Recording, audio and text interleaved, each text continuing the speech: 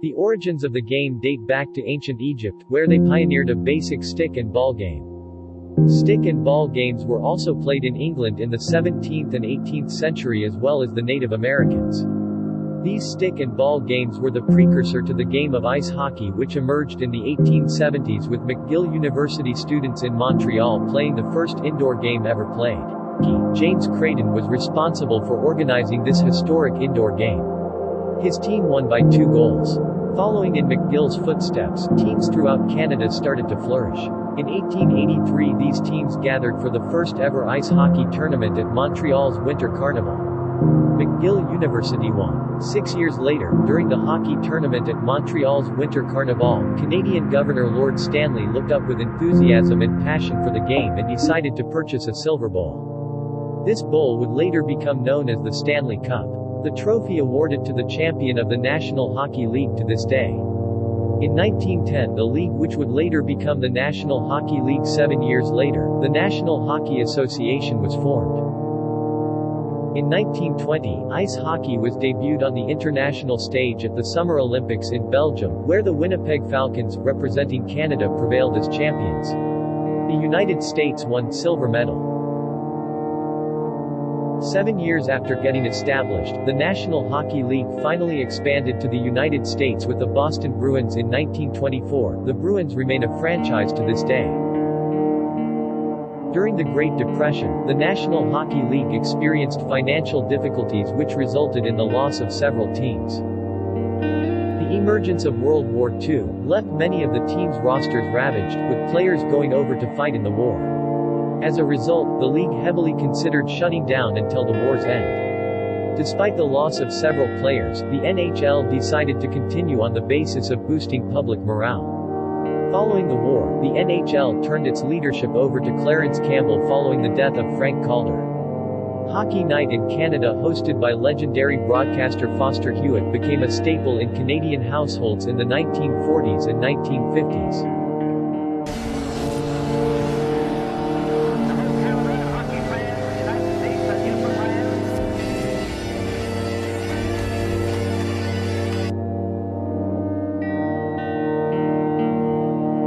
The NHL's first dynasty was in the 1950s with the Montreal Canadiens led by the legendary Punch Line winning 6 championships in the decade.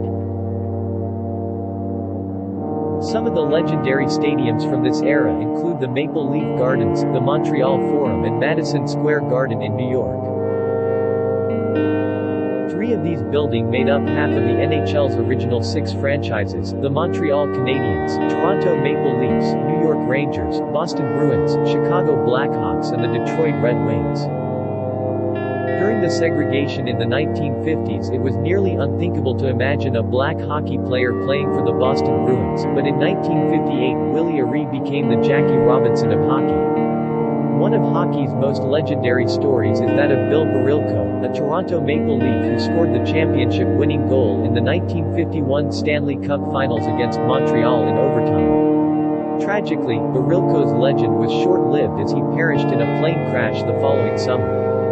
Another legendary story is that of star goalie Jacques Plante of Montreal, who after getting a puck to the nose and requiring many stitches, became the first NHL goalie to wear a mask in 1959. Nicknamed Mr. Hockey, the legendary Gordie Howe was arguably the greatest player to ever play hockey until Wayne Gretzky came on the scene.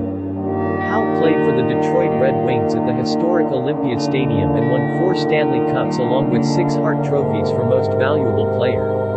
In 1967, the reign of the original 6 was over, as 6 new franchises were introduced into the league. Chief among them was the Philadelphia Flyers, who would achieve success in short order.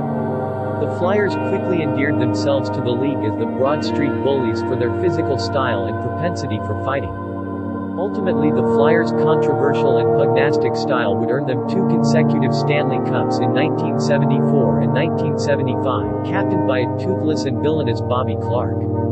The Flyers' penchant for fighting helped alter the public's perception of hockey as reflected in the popular sports film Slapshot starring Paul Newman. In the early 70s, a young phenom defenseman named Bobby Orr burst onto the scene and would revolutionize the position with his smooth skating and end-to-end rushes. In In the 1970 Stanley Cup Finals, Bobby Orr scored the dramatic overtime goal to win the cup. This goal with Orr flying in the air is an integral part of hockey lore. Starting in the mid-70s, a new dynasty emerged with the Montreal Canadiens winning 5 consecutive cups, a feat yet to be equaled, let alone broken.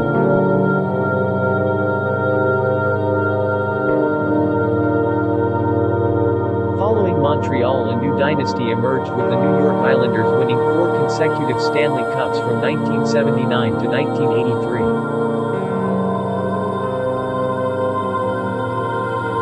Great one, Wayne Gretzky burst onto the scene in the late 70s and would quickly rise up the ranks as hockey's premier player. Add another young superstar, Mark Messier, to the mix and you have a team for the ages. The Edmonton Oilers would win 5 Stanley Cups in 7 years, starting in 1984 and ending in 1990.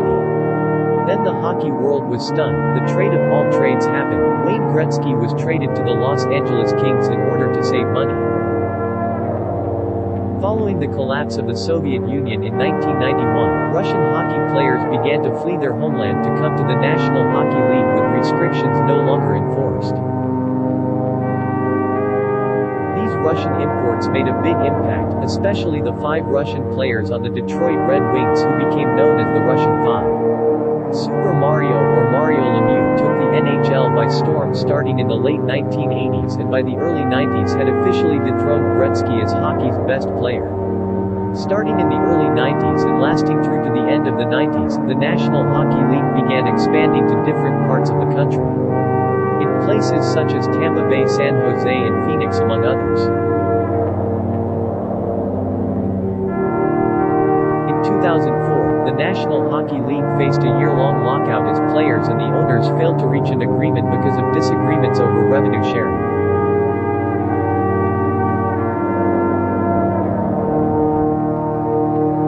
Eventually an agreement was made and the game was back on.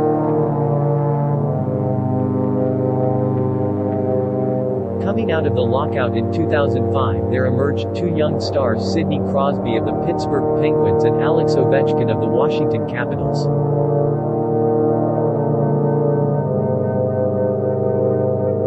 A few years later, the Chicago Blackhawks would draft 2 stars of their own, Patrick Kane and Jonathan Toews. Led by these 2 stars, Chicago has won 3 cups since 2010.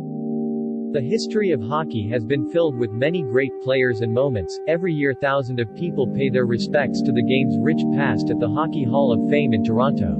The Hall of Fame no doubt ensures that hockey's treasured past will live on for decades ahead. Its past will remain etched in the frozen ice of ponds throughout North America and Europe. For after all, the frozen pond is the cathedral of the game, and for as long as kids and adults skate on these ponds and lakes, they ensure that the past and future of hockey will endure.